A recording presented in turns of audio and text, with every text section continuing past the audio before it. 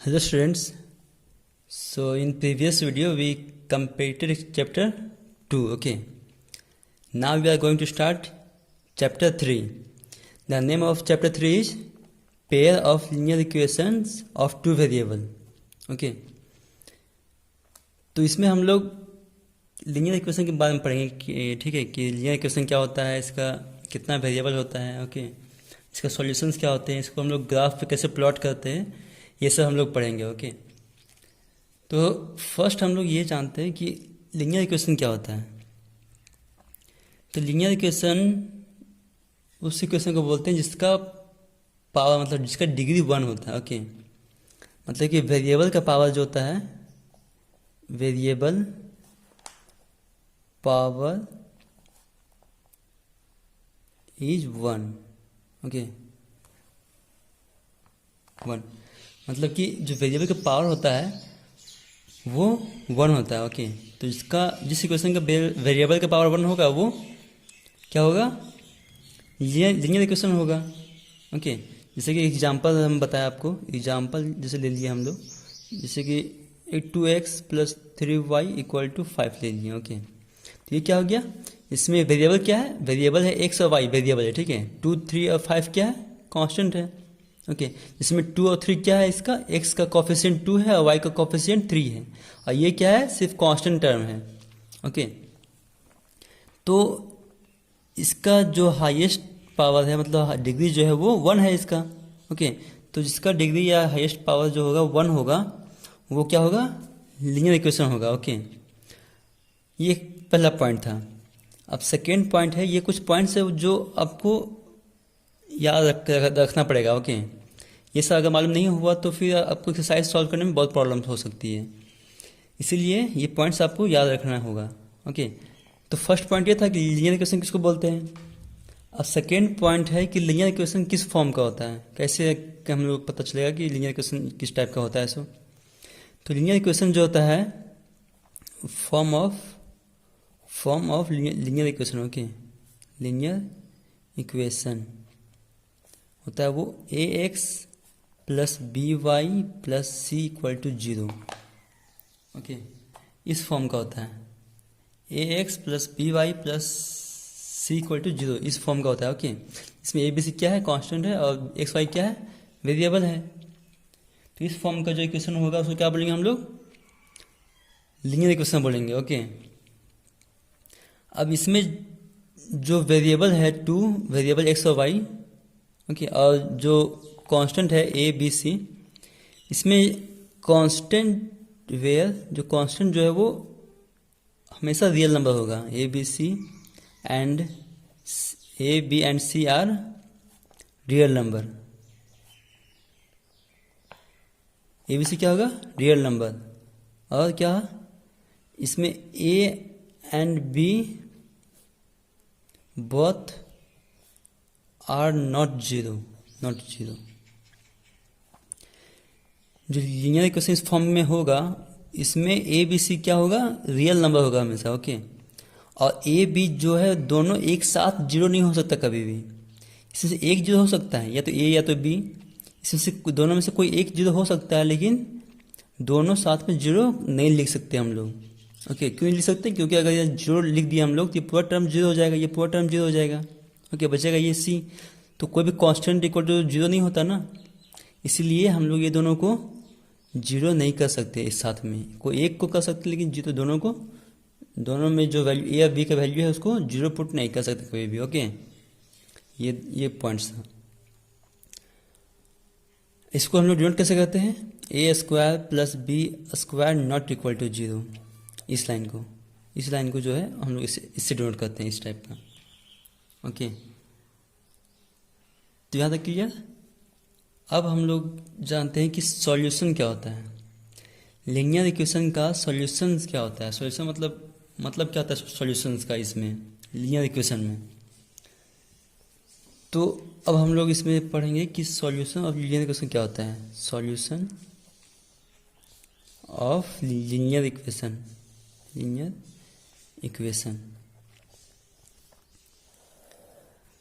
और solution of linear equation में क्या होता है कि value of two variable okay. जैसे कि ये इक्वेशन है, ठीक है, इसमें 2 वेरिएबल एक्स और वाई है। तो अब एक्स और वाई का कौन सा वैल्यू हम पुट करें इसमें, जिससे कि हमारा जो LHS है और RHS जो है वो दोनों इक्वल हो जाए। अगर LHS और RHS इक्वल हो गया तो क्या होगा, वो जो दो वैल्यू था वो क्या होगा, इसका सॉल्यूशन होगा। ओके, जैसे कि इसमें हम लिख देते थोड़ा सा वर्ड में कि value of 2 variable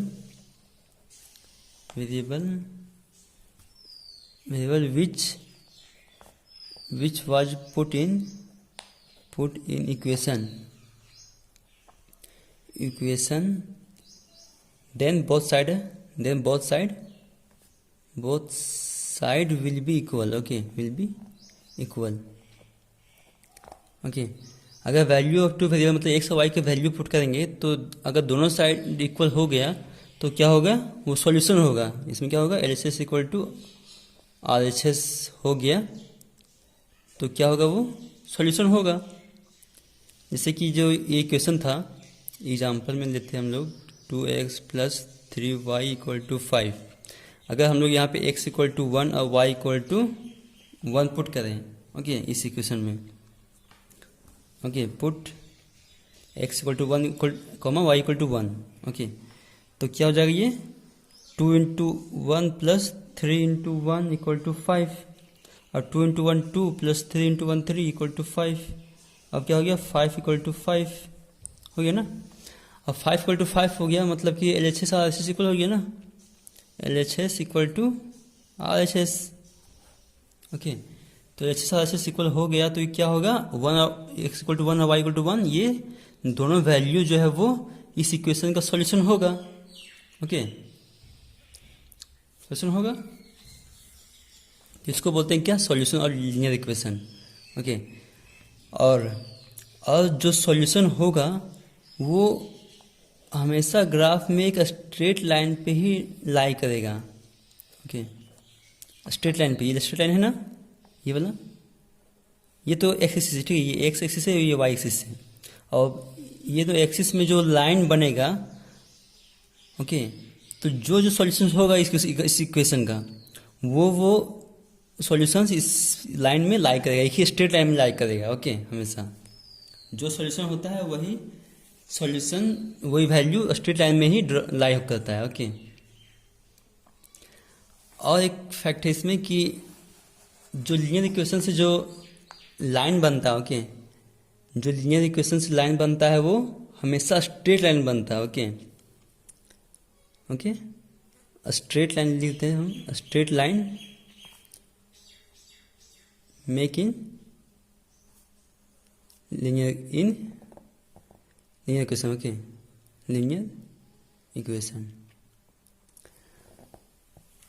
linear equation में हमेशा स्ट्रेट लाइन ही बनता है। ओके, ये हो गया।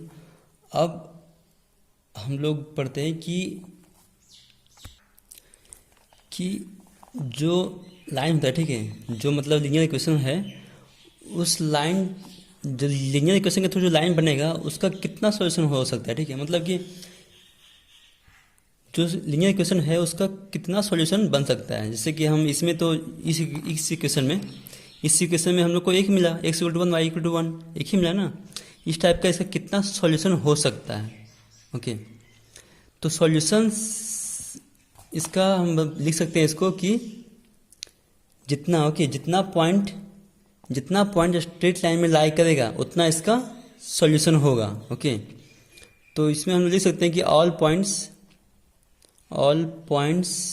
ऑन लाइन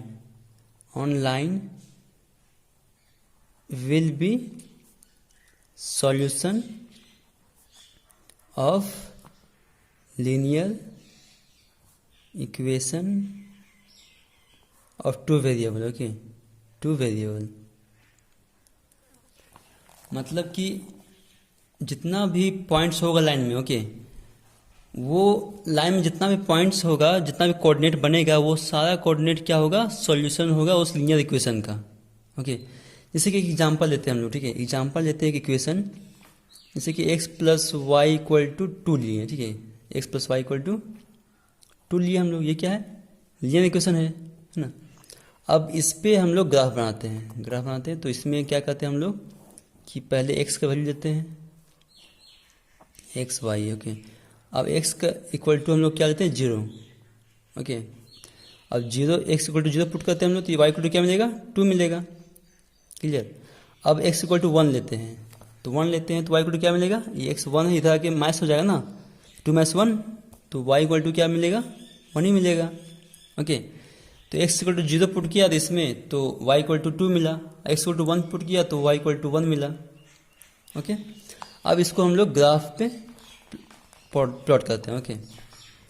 तो ये क्या हो गया, एक्स वाई एक्सिस, ये क्या हो गया आपका एक्स एक्सिस, ये एक्स ये वाई, हम रफली बना रहे हैं, ओके।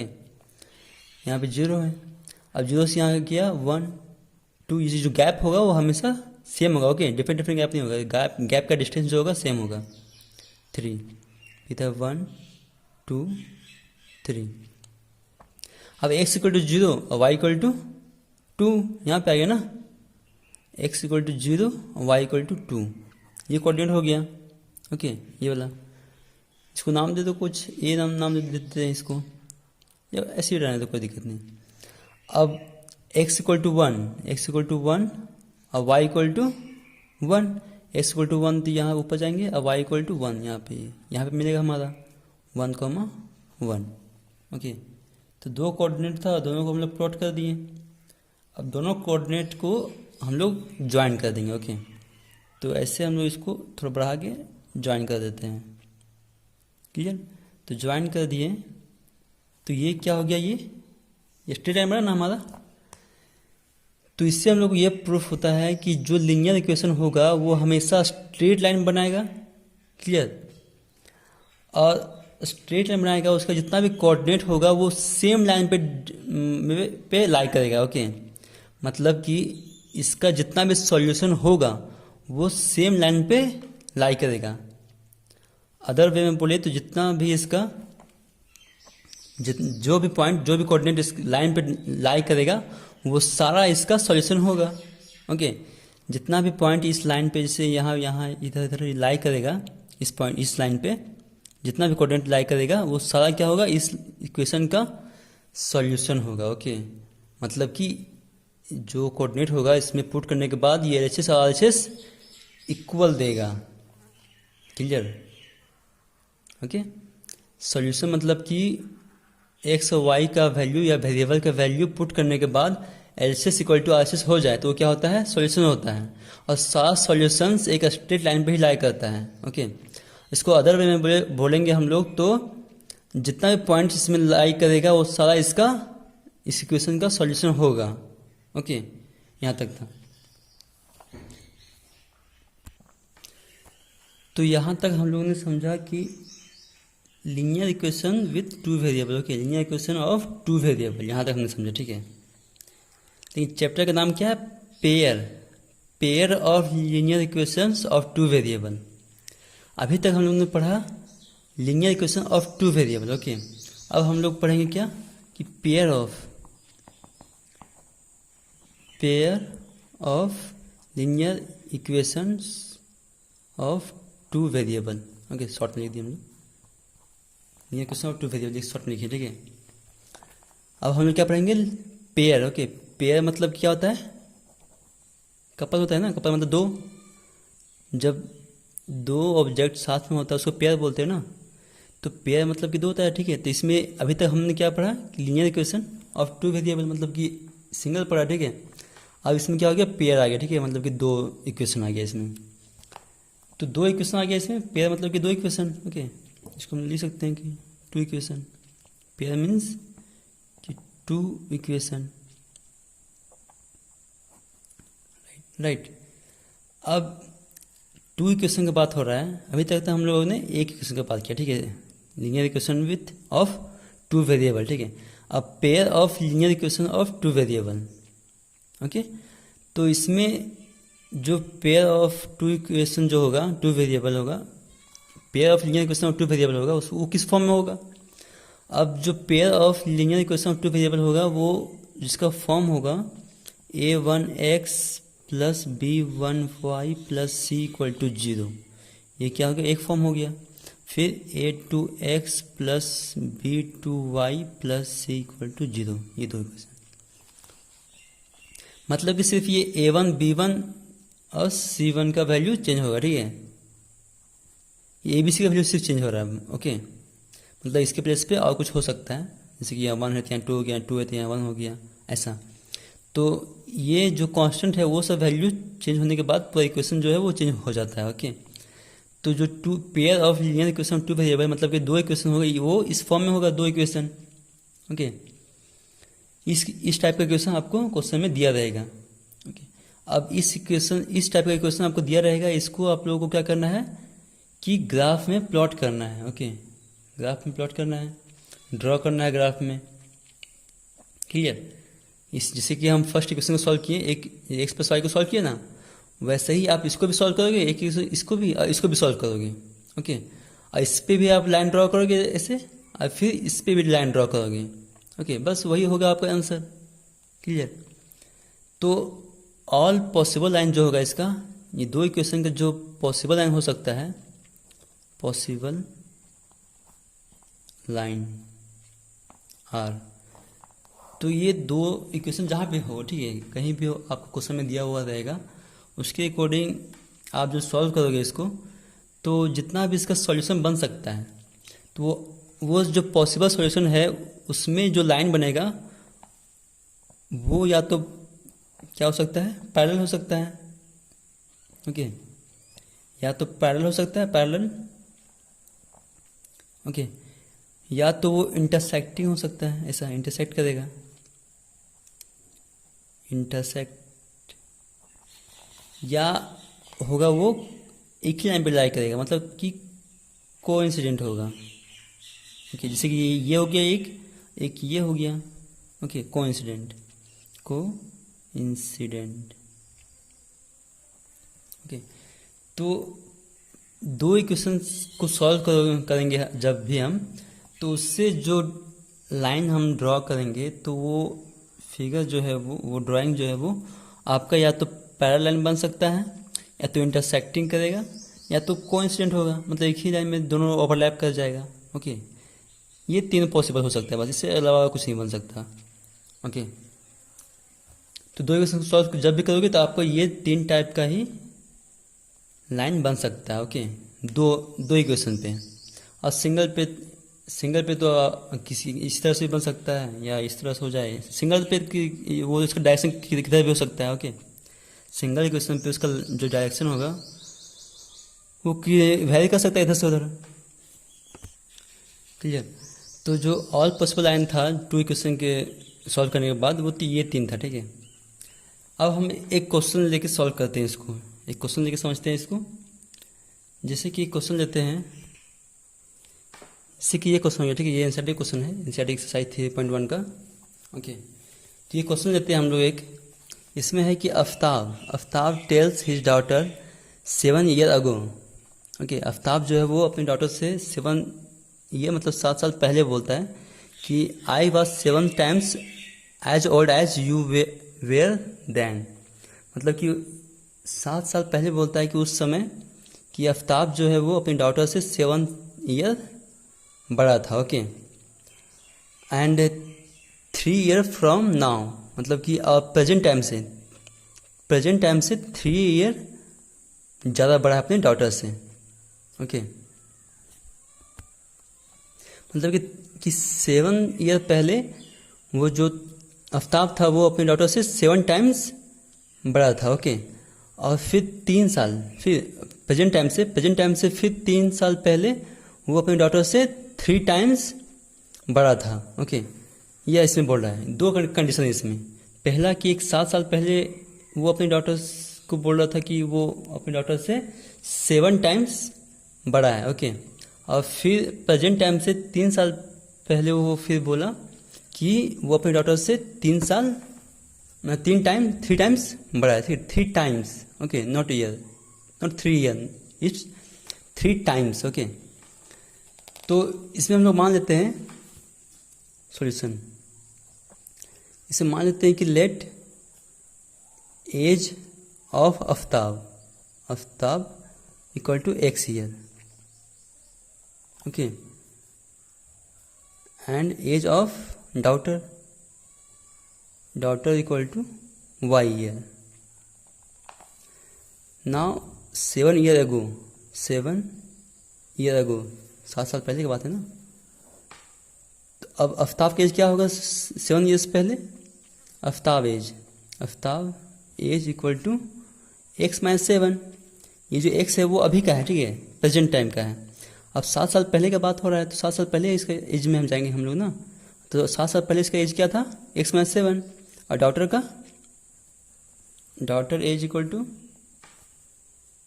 y minus 7, okay. तो 7 साल पहले जो था वो आफ्ताब का एज जो है वो अपनी डॉटर से 7 टाइम्स बड़ा है, ओके। मतलब कि आफ्ताब का एज जो है वो इसकी डॉटर से 7 गुना है, ठीक है, 7 गुना है समझो तो, ओके। तो अगर इसको हम लोग लिखे इक्वेशन में, तो x माइनस 7 ये आफ्ताब का एज इक्वल होगा इसकी डॉटर से 7 टाइम्स। मतलब कि अगर डॉटर के एज में 7 से मल्टीप्लाई कर दें तो वो क्या आ जाएगा हमारा? आफ्ताब का एज आ जाएगा, ठीक है, इसके फादर का, आफ्ताब का। ये क्या है? डॉटर का एज है, क्लियर। अब इसको हम लोग सॉल्व करते हैं। तो x minus 7 equal to 7y minus 7 7 49। अब x y को साथ में रखते हैं, x minus 7y equal to minus 49 plus 7, ये माइनस है ना, इधर के प्लस हो जाएगा। तो x minus 7y equal to minus कर देंगे तो क्या बचेगा इसमें? माइनस 42। ये आ गया क्या? इक्वेशन 1 नाम देते हैं इसको। ये इक्वेशन 1 आ गया आपका, ओके। तो ये 7 ईयर्स अगो ये कंप्लीट हो गया। अब 3 साल पहले, आफ्टर 3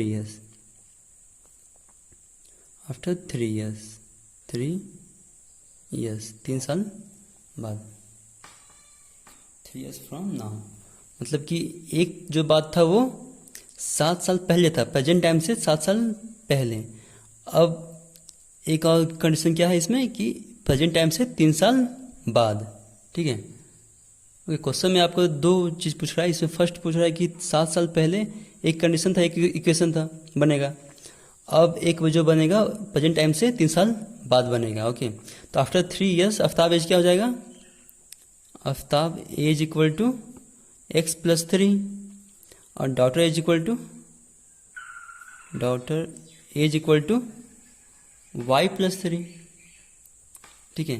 तो 3 साल बाद, ओके, जो आफ्ताब का एज है वो उसकी डॉटर के 3 टाइम्स है, ओके।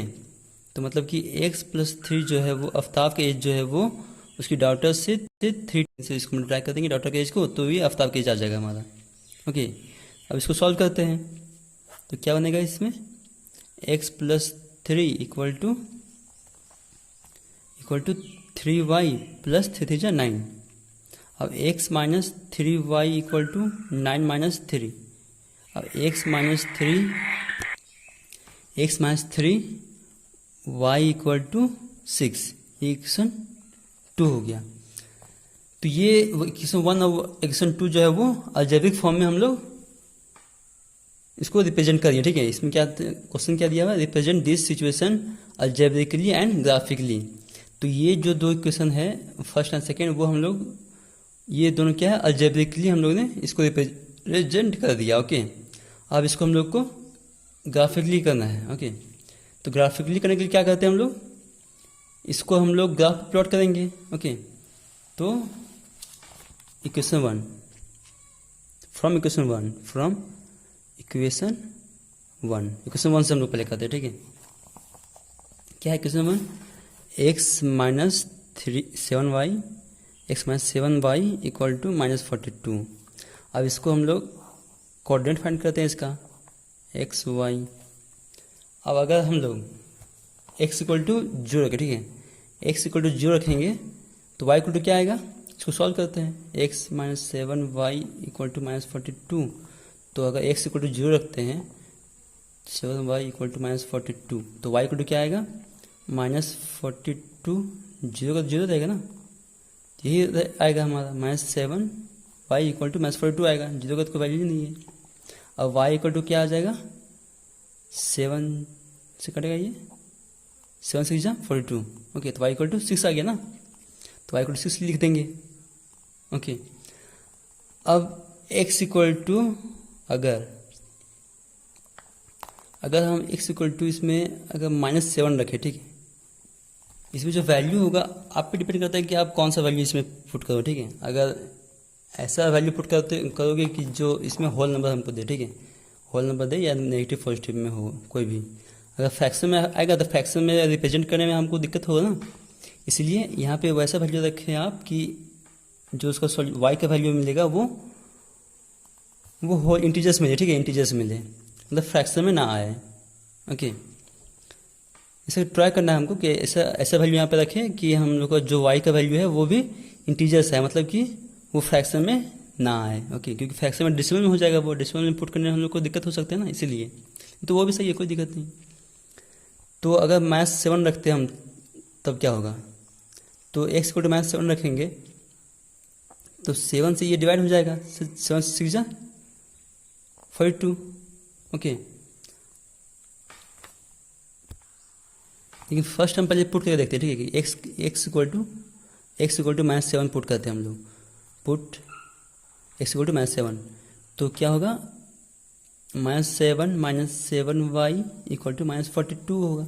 ओके, अब -7 जो इधर माइनस में इधर आके प्लस में हो जाएगा, अब -7 जो है वो इधर जैसे कि -7y इक्वल टू -42 + 7। ओके, तो -7y इक्वल टू क्या हो जाएगा, 7 माइनस होगा इसमें, तो क्या बचेगा इसमें, -35 बचेगा ना। अब इसको डिवाइड कर देंगे, 7 5 जा 35, तो y इक्वल टू क्या आया आपका 5। ओके, y इक्वल टू यहाँ 5 रखेंगे, तो ये इक्वेशन 1 का मिल गया हमको, ठीक है। अब फ्रॉम इक्वेशन 2, अब इक्वेशन 2 से हम लोग करेंगे, ठीक है, तो इक्वेशन 2 से हम लोग करते हैं इसी सेम टाइप का करेंगे इक्वेशन 2 में भी, तो इक्वेशन 2 में भी टेबल बनाएंगे इस टाइप का, x और y का वैल्यू रखेंगे हम लोग। अगर x इक्वल टू 0 रखते हैं, ओके, इक्वेशन क्या है इसका 2 का, x - 3y इक्वल टू 6 है ना। अब x इक्वल टू 0 रखेंगे तो क्या आएगा, इस y इक्वल टू सॉल्व करेंगे तो क्या आएगा आपका -2 आएगा। अब अगर x इक्वल टू 2 रखेंगे तो क्या आएगा, y इक्वल टू 2 रखेंगे तो इधर जाके 4 बचेगा। ओके, अगर x इक्वल टू 2 रखें हम लोग तो इधर क्या हो जाएगा, वो x इक्वल टू 0 रखेंगे इसमें तो y इक्वल टू क्या हो जाएगा हमारा -2 होगा, ठीक है। अब y इक्वल टू अब 0 रखते हैं, ठीक है, y इक्वल टू 0 कर देंगे रखते हैं हम लोग, तो x इक्वल टू क्या आएगा, अगर इसमें x इक्वल टू 3 रखते हैं, ठीक है, एक 3 रखते हैं, 2 से नहीं होगा, 3 रखते हैं, ठीक है, x इक्वल टू 3 रखेंगे तो क्या होगा, ये 3 ये प्लस में इधर आके क्या हो जाएगा, ये माइनस में हो जाएगा। ओके, तो 3 बचेगा यहाँ पे, और y इक्वल टू क्या आएगा -1 हमारा होगा। ओके, ये होगा आपका कोऑर्डिनेट। अगर x इक्वल टू 3 रखते हैं तो y इक्वल टू -1 आएगा इस इक्वेशन पुट करने के बाद। तो ये और ये दो कोऑर्डिनेट, दो आपको मिला, ठीक है, मतलब कि 1 2 3 4 कोऑर्डिनेट मिला, और चारों कोऑर्डिनेट को आप ग्राफ पे प्लॉट कर दो। क्लियर, जैसे कि यहाँ 0 हो गया, यहाँ पे 1 2 3 1 2 3, ये y एक्सिस है, ये x एक्सिस है। ओके, और ये -y है, ये -x है। ओके, तो 1 2 3 हो गया, इसमें अब यहाँ पे -1 -2 -3, -1 -2 -3। अब फर्स्ट में क्या है, इसमें 0 और 6 है। ओके, मतलब कि इसमें और बढ़ाना पड़ेगा आपको, यहाँ 4, यहाँ 5, यहाँ पे 6। ओके, और x एक्सिस में जो है वो आपको -7 तक ले जाना पड़ेगा, क्योंकि -7 है ना, तो -4 -5 -6 फिर -7 यहाँ पे आ रहा है, ठीक है।